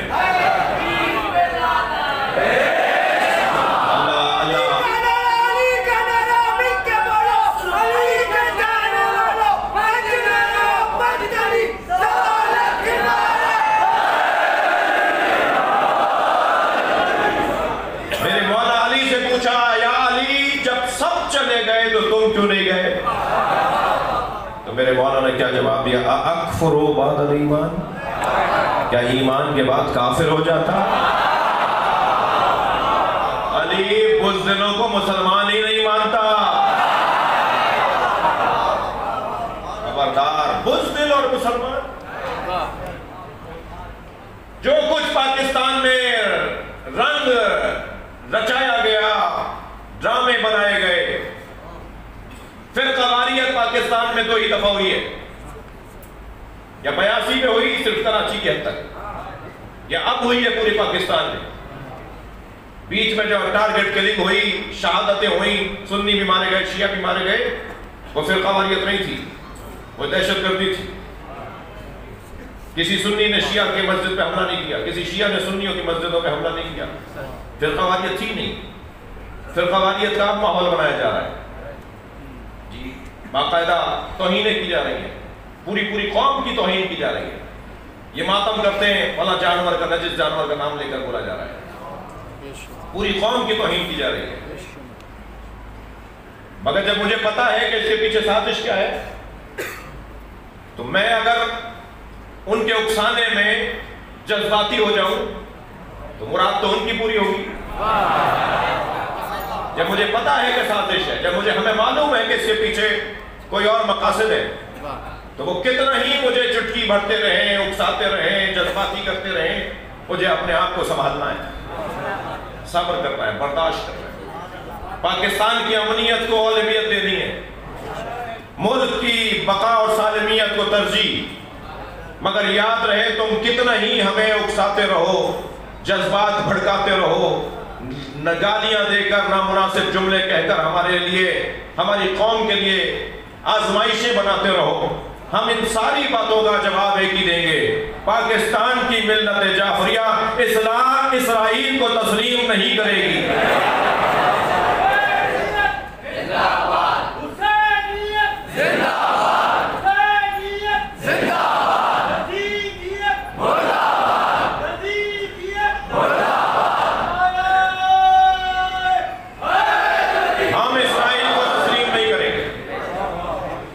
جو ارادے ہیں، ماحول ایسا بنایا جائے کہ اسی گدلے پانی سے مچھلیاں پکڑ لی جائیں۔ ہم دوبارہ صفین نہیں ہونے دیں گے، ہم دوبارہ جمل نہیں ہونے دیں گے، ہم دوبارہ علی کو تنہا نہیں ہونے دیں گے۔ نہیں، سازش ہے، بہت بڑی سازش ہے۔ مجاہد کون ہے؟ جو میدان میں اکیلا بھی ہو تو اللہ پر بھروسہ کر کے لڑتا ہے۔ میں جنگ خندق اور خیبر کو چھوڑ رہا ہوں، مگر میرا دل کر رہا ہے کہ علی کی تلوار کی 5 خصوصیتیں بیان کر سکتا ہوں۔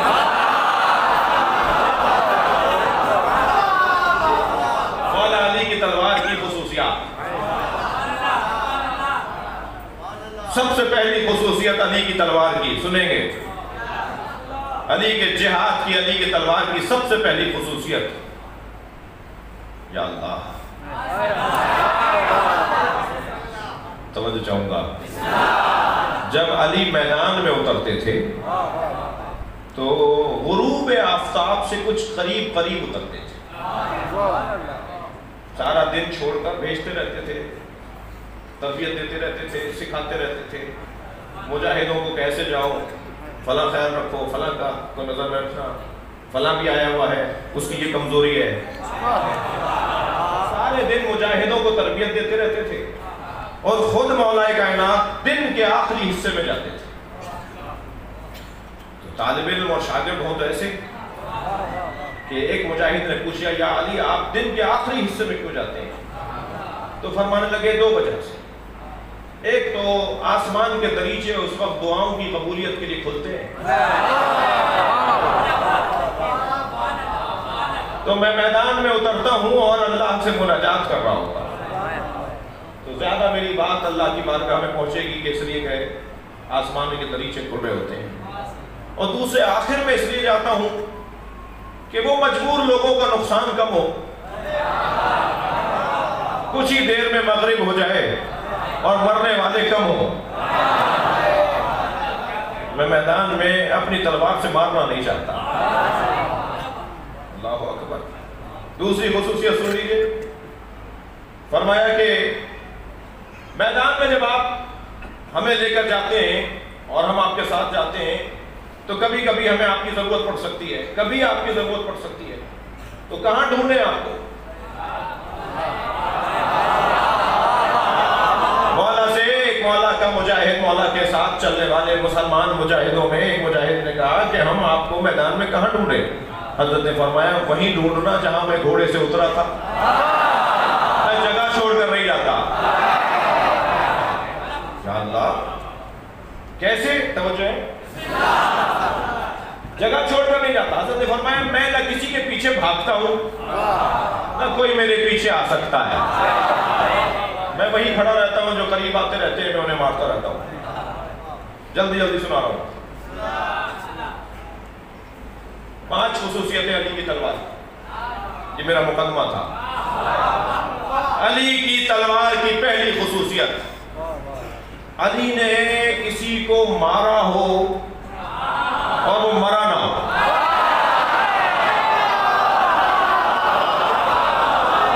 کسی نے کہا رسول اللہ سے، یا رسول اللہ کوئی ایسا نہیں ملتا کہ جسے علی نے مارا ہو اور وہ زخمی رہ کر کبھی بچ گیا ہو،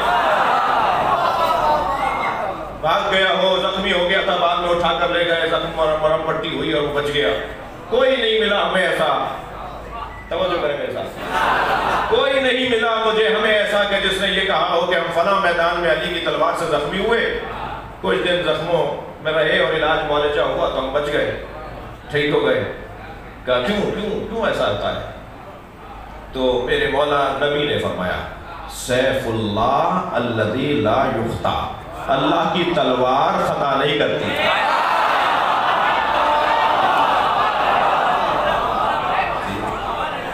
میرے مولا علی کی ضرورت کی پہلی خصوصیت، اللہ علی کی تلوار خطا نہیں کرتی۔ علی کی تلوار کی دوسری خصوصیت، عمودی چلے یا افقی چلے، اوپر سے نیچے مارے یا دائیں سے بائیں، یا افقی چلے یا عمودی چلے، گرام اور تولے ماشے کا دھڑوں میں فرق نہیں۔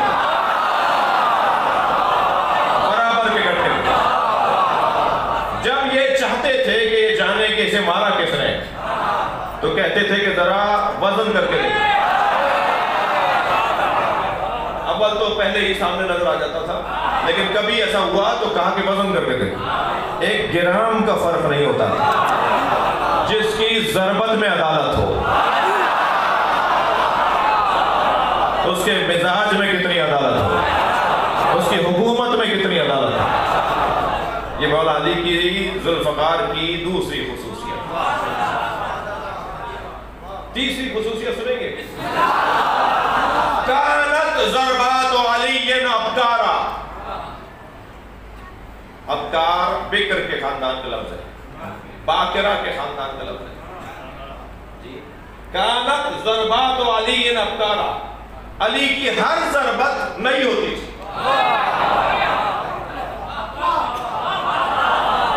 اگر میرے مولا نے 2 لاکھ مرتبہ ضربت ماری ہے، کسی کو مارا ہے، 2 لاکھ مرتبہ تلوار چلائی ہے، تو ہر ضربت نہیں،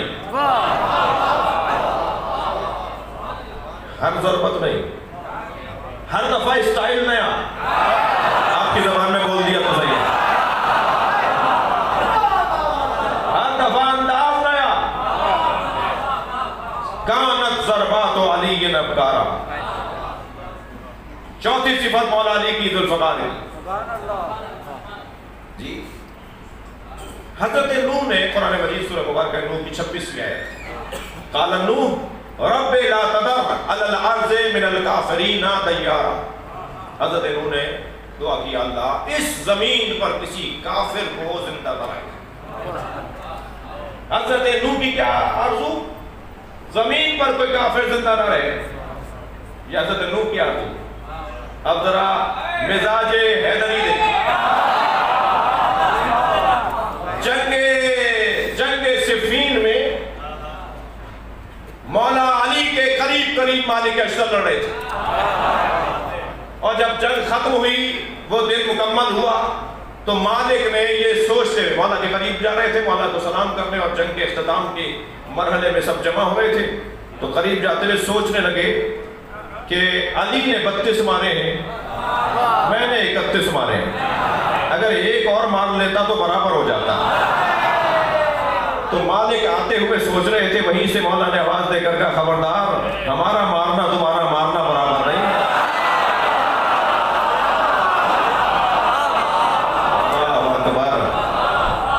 خبردار، ہم جب مارتے ہیں تو میری تلوار دیکھتی ہے کہ نسل میں کوئی مومن تو آنے والا نہیں،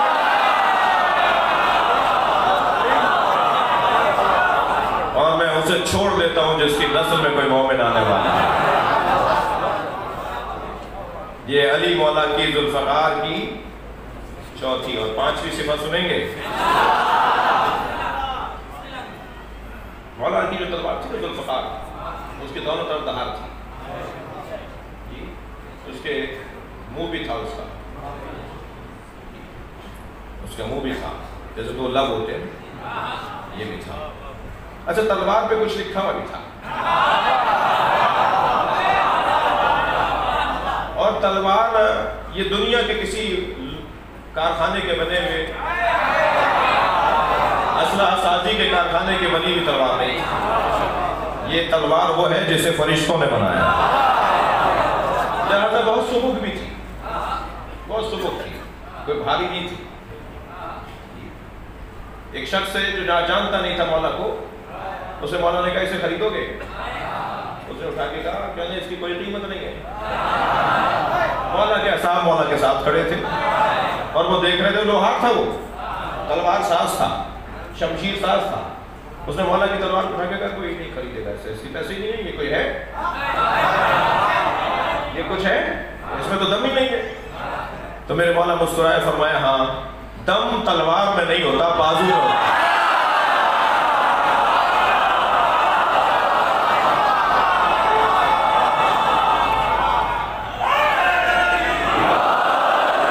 تلوار پہ جو لکھا ہوا تھا وہ 2 جملے سنا دوں. میرے مولا کی تلوار پہ کچھ کندہ ہوا تھا، کچھ لکھا ہوا تھا، من لم یرحم لا یرحم. ایک جملہ، جو کسی پر رحم نہیں کرتا اس پہ رحم نہیں ہوتا.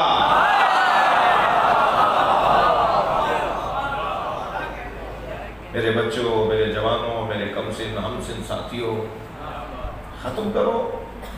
2 سال پہلے تمہیں اس نے ایک جملہ کہا تھا، لیے بیٹھے ہو، معاف نہیں کر رہے ہو، دلوں سے کینہ نہیں نکال رہے، بدلہ لینے کی تیاریاں ہیں۔ مجھے موقع ملے تو میں یہ کر دوں۔ علی کہہ رہے ہیں من لم یرحم لا یرحم، جو رحم نہیں کرتا اس پہ رحم نہیں ہوتا۔ معاف کرنے کی عادت بناؤ تاکہ معاف کیے جاؤ۔ ہماری بھی کمزوریاں کسی کے پاس ہوں گی، اور کسی کے پاس نہ بھی ہو تو اللہ کے پاس ہے، وہ ہمارے خلوت کا بھی آشنا ہے، وہ ہماری جلوت کا بھی آشنا ہے۔ معاف کرنے کی عادت۔ میرے مولا حسین فرماتے ہیں، حسین پہ رونے والوں سنو، کہ اگر کوئی شخص میرے اس کان میں آ کر مجھے کوئی نامناسب جملہ کہے، میری توہین کرے، اور پھر کرائے اور اس کان میں آ کے کہے مجھے معاف کر دے، میں معاف کر دوں گا، میں معاف کر دوں گا۔ معاف کرنے کی عادت۔ میرے مولا سجاد فرماتے ہیں کہ اگر کوئی شخص تمہارے لیے نامناسب بات کرے اور وہ تم تک پہنچے اور تم اس سے کہو کہ تم نے مجھے یہ کہا ہے، اور وہ اگر کہے کہ میں نے نہیں کہا جبکہ کہا ہو، آپ کے پاس دلائل بھی ہیں، ثبوت بھی ہے، آپ کے پاس گواہیاں بھی ہیں، آپ کو یقین ہے کہ اس نے کہا، ریکارڈ ہے آپ کے پاس۔ امام فرما رہے ہیں کہ اگر کسی شخص نے تمہارے لیے نامناسب جملہ کہا اور تم اس سے کہو کہ تم نے یہ کہا ہے، اور وہ یہ کہے کہ میں نے نہیں کہا، تو اسے توبہ کے درجے پہ رکھ کر معاف کرو۔ اسے بے منزلہ توبہ سمجھو۔ ایک آدمی توبہ کر رہا ہے، کہہ رہا ہے میں نے نہیں کہا، معاف کر دو۔ نہیں گواہیاں بھائی، لڑنا ہے کہ نہیں میں اسے لے کر آؤں گا، فلاں کو بلاؤ، تم نے اس کے سامنے کہا، ختم کرو۔ ایک آدمی کہہ رہا ہے کہ میں نے نہیں کہا، میں نے نہیں کیا بھی ہے، ثبوت بھی ہے۔ امام کے چاہنے والوں کا اخلاق امام کے مطابق ہوگا، معاف کر دو، ختم کرو بات کو۔ کینہ پروری دل میں رکھ کر بیٹھ جانا، یہ اہل بیت کے چاہنے والوں کا انداز نہیں ہے۔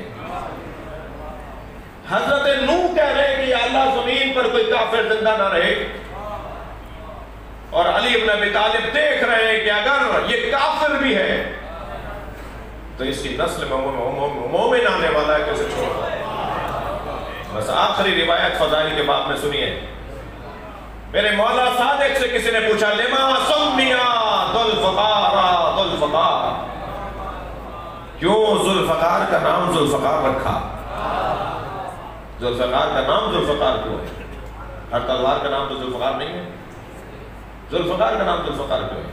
میرے مولا صادق کا جملہ سنیں، حضرت فرماتے ہیں لِأَنَّهُ مَا ضَرَبَ بِهِ امیر المومنین، اس لیے ذوالفقار کو ذوالفقار کہتے ہیں کہ علی نے اس کے ذریعے کسی کو نہیں مارا الا افتقرا۔ ذوالفقار، ذوالفقار، دو فقروں والی تلوار۔ اب فقر سے مراد ادھر بھی دھار ادھر بھی دھار، یہ معمولاً یہ سمجھا جاتا ہے، 2 دھاری تلوار کو ذوالفقار۔ لیکن مولا صادق تو کچھ اور کہہ رہے ہیں۔ مولا صادق فرما رہے ہیں لِأَنَّهُ مَا ضَرَبَ بِهِ امیر المومنین احداً، کسی شخص کو علی نے اس کے ذریعے نہیں مارا الا افتقر فی الدنیا من الحیات وفی الآخرۃ من الجنہ، مگر یہ کہ وہ شخص دنیا میں زندگی سے محروم ہو گیا، آخرت میں جنت سے محروم ہو گیا۔ یہ دنیا میں زندگی سے محروم کر دیتی ہے اور آخرت میں جنت سے محروم کر دیتی ہے۔ یہ 2 فقیر بناتی ہے، زندگی کا فقیر اور جنت کا فقیر۔ علی فضائل میں بھی علی اور مسائل میں بھی علی۔ مولا علی کے مسائل پر اگر غور کریں، علی کی मुसीबतों पे गौर करें तो अली जैसा मजलूम कोई नहीं। मौला को पता था कि बद्र में मैं जो मार रहा हूँ तो इसके बदले में मेरे अली अकबर को बख्शी लगता है। पता था मेरे कासिम पे घोड़े दौड़ाए जाए, मगर अल्लाह की खातिर, अल्लाह के दीन की खातिर, नबी की नबूवत की खातिर, कुरान की खातिर पता था मौला अली को कि मैं जो बद्र में मार रहा हूँ इसके बदले में मेरे हुसैन को घोड़े से गिराया जाएगा। सलाम हो अली जैसे मजलूम पर। अली को पता था मेरी ज़ैनब के सर से चादर अजरुकुम अल्लाह। अज़दारो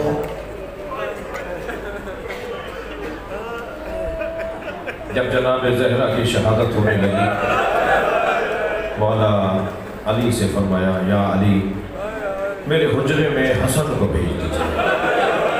इमाम हसन से उनके मुताबिक वसीयतें फरमाई। फिर इमाम हसन को कहा, बेटा बाहर जाओ, बाबा से कहो कि हुसैन को भेज दे। फिर मौला हुसैन को बुलाकर मौला हुसैन के मुताबिक उन्हें वसीयतें फरमाई। फिर आखिर में फरमाया, अब ज़ैनब को भेज दे। आपको अंदाज़ा है जनाब ज़ैनब की उम्र 4 साल। 4 साल की बच्ची माँ से महरूम हो रही है। आपकी आवाज़ें बुलंद हैं, मजलिस में ख़वातीन भी बैठे हैं, मजलिस में माएँ भी हैं। अगर कोई माँ बीमार हो जाए और बच्चे उसके छोटे हों और बीमारी उसकी लाइलाज हो जाए, तो छोटे बच्चों की माँ जब मर रही होती है वो बहुत तकलीफ में होती है। वो कहती है, मेरे बच्चों को पालेगा कौन, मेरे बच्चों को संभालेगा कौन। उसे ये तकलीफ हो रही होती है। अजरुकुम अल्लाह, अजरुकुम अल्लाह।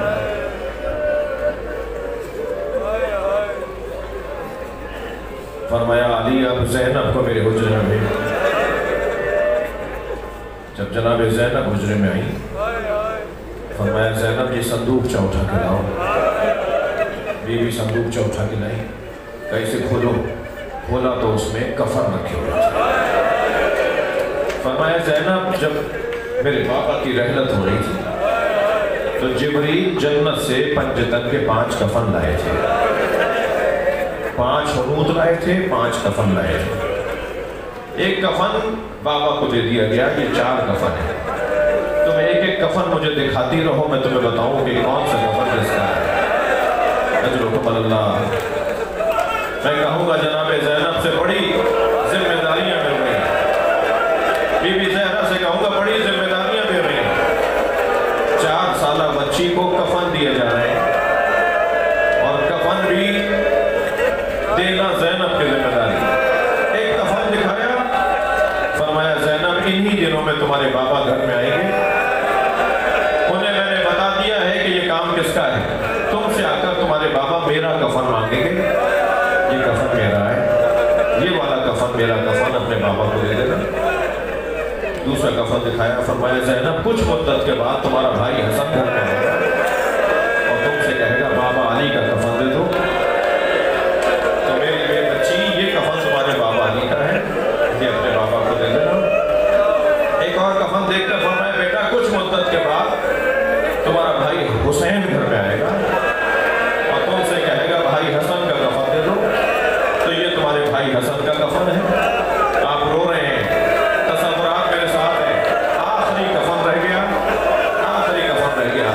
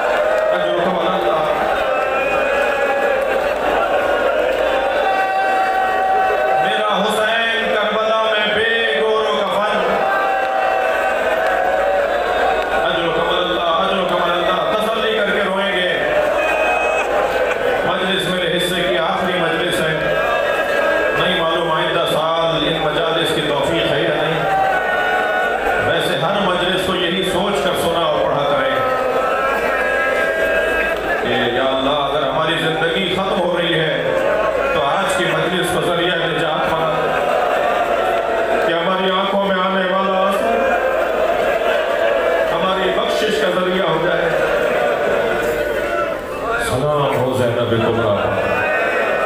बीबी के लक़बों में एक लक़ब है मुसीबतों का काबा, जिसके गिर्द मुसीबतें तवाफ़ करती हैं, उसे ज़ैनब कहा जाता है।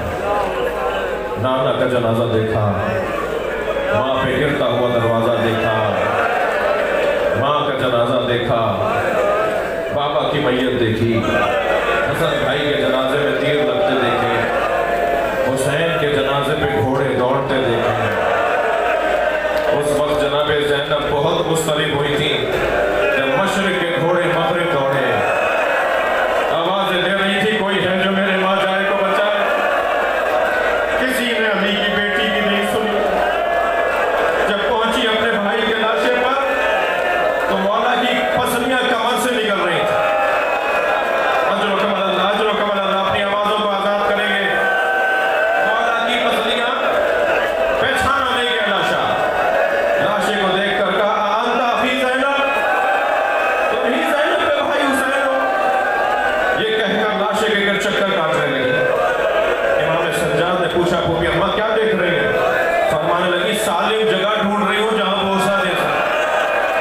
ज़ैनब को कोई जगह सालिम नजर न आई तो कटी हुई गर्दन का बोसा दिया और मदीने की तरफ रुक करके कहा नाना,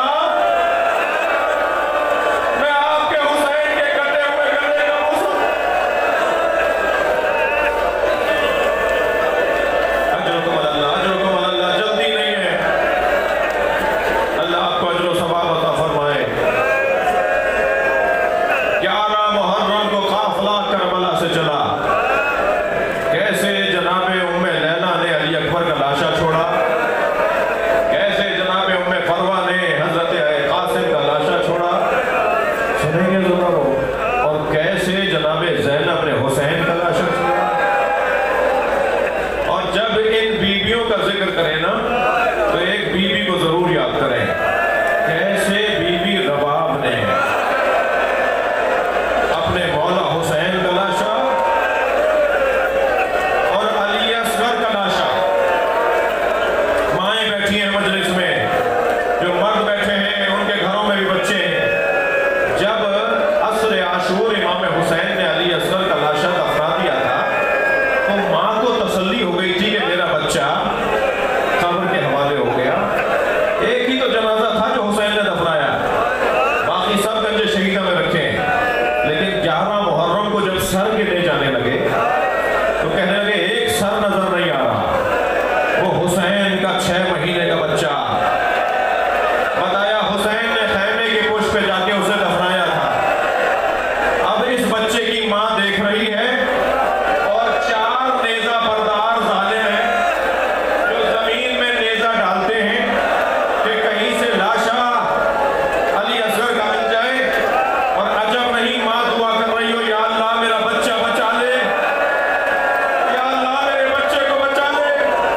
लेकिन एक नेजा जमीन में गया, माँ ने मंजर देखा, लाशा बाहर आते हो। अज़ादारों, हर शहीद एक दफा कत्ल किया गया। थके नहीं आवाजों को आजाद करें। मगर अली असगर 2 दफा कत्ल किए गए। एक दफा तीर मारकर, एक दफा खंजर चला के गर्दन अलग की गई। नन्ना सा सर जो नेज़े पे चढ़ भी नहीं रहा था। क्या गुजरी होगी इस बीवी पर। मेरे मौला फरमाते हैं मुझे वो घर अच्छे लगते हैं जहां रबाब और सकीना नामी औरतें होती। सकीना बीबी ने वफादारी का हक अदा किया, जनाब रबाब बीबी ने वफादारी का हक अदा किया। अज़ादारों बहुत रो लिए। जरा तसल्ली से एक मंजिल बयान पर तवज्जो चाहूँगा। मुझे नहीं पता शाम गरीबा में पानी कौन लाया, मेरी तहकीक नहीं है, मगर सब मक्तल की तारीख करबला की किताबों ने लिखा है कि शाम गरीबा में पानी भी आया, खाना भी आया। जनाब ज़ैनब ने पहले बच्चों को पानी पिलाया और फिर बच्चों को खाना खिलाया, और फिर बुजुर्गों को, बड़ों को, बीवियों को पानी पिलाया, खाना खिलाया। जब सब बच्चों ने और बड़ों ने खाना पानी ले लिया तो जनाब ज़ैनब इमाम सज्जाद के बराबर में आके बैठी और कहने लगी ज़ैनुल आबदीन भाभी रबाब पानी नहीं पिया। अजरुकुम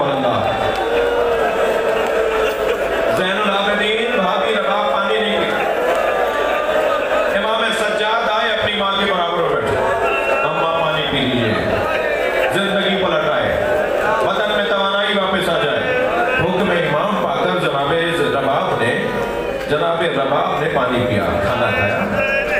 عزیزانو، اس سے زیادہ میں تفصیل سے نہیں بیان کروں گا۔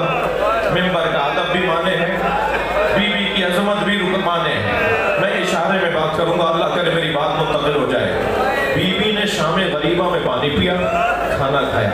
آدھی رات گزری تو جناب زینب کے برابر میں آ کے بیٹھی، کہنے لگی مجھے علی اصغر یاد آ رہا ہے، میرا بچہ بھوکا مار دیا۔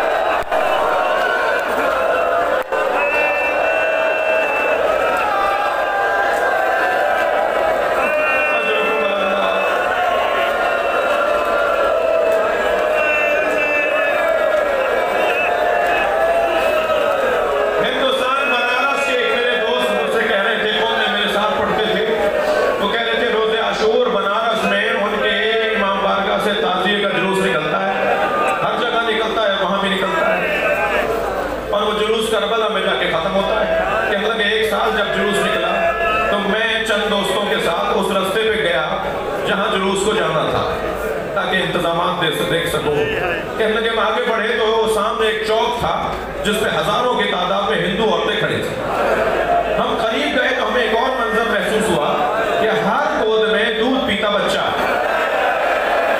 یعنی بنارس کی ساری وہ عورتیں باہر آئی ہیں جو دودھ پلاتی ہیں، جو دودھ پلانے والی مائیں ہیں، جن کے دودھ پیتے بچے ہیں۔ کہنے لگے ہم برابر سے گزرے تو ایک عورت کی آواز آئی، بھائی مسلمان ہو؟ میں نے کہا ہاں مسلمان ہے۔ کہنے لگے بتاؤ بابا حسین کا جلوس کب آئے گا؟ تو مولانا کہنے لگے میں نے کہا تمہیں بابا حسین کی جلوس کا انتظار کیوں ہے؟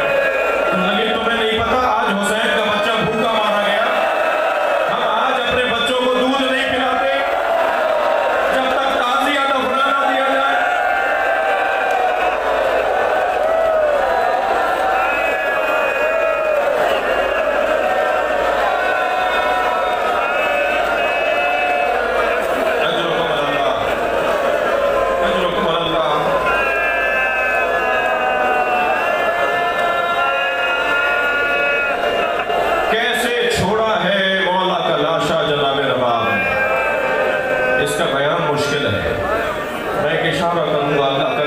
چلی جائے جناب رباب اور مولا حسین کا لاشا چھوڑ دی گئی تو ایک ظالم ابن جمو نامی ایک ظالم نے بی بی پہ ہاتھ اٹھایا، امام سجاد کی آواز آئی،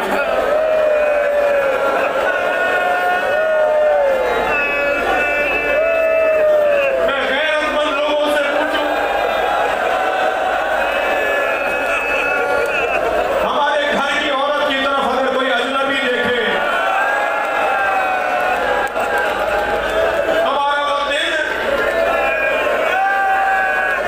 ہماری زندگی، سلام و امام سجاد،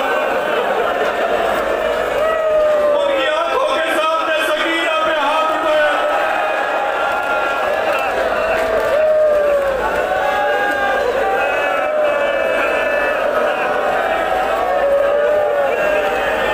قافلہ کربلا سے چلا، تھکے نہیں، اللہ آپ کو حوصلہ عطا فرمائے۔ قافلہ کربلا سے چلا، کوفہ آیا، کوفے سے چل کے شام آیا، شام میں اسیر رہا، اسیرے سے رہائی کا موقع آیا۔ دو سبب لکھے گئے ہیں کہ کیوں رہا کر دیا۔ ایک سبب تو سکینہ کی جنازے کی کیفیت، زندان شام میں ننھا سا جنازہ، اس بچی نے خود اسیر رہ کر سب کو آزادی دلائی۔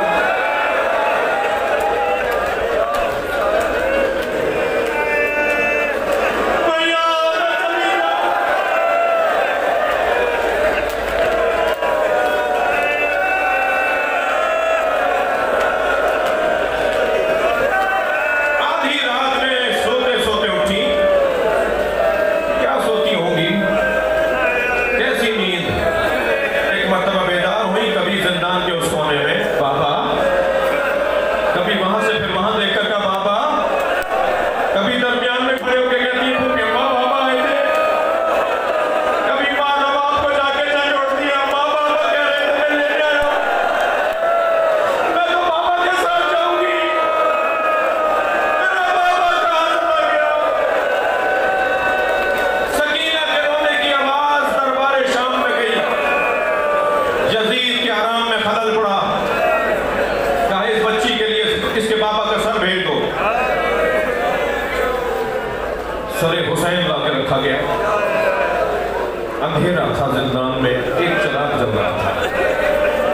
سر لا کے رکھا نا کنیزوں نے، تو امام سجاد سے پوچھنے لگی بھیا یہ کیا ہے؟ فرمایا سکینہ بابا قسم ہے۔ عجیب منظر تھا، جہاں بیٹھی تھی وہاں سے اٹھی، 3 مرتبہ زمین پر گری، پھر اٹھی بابا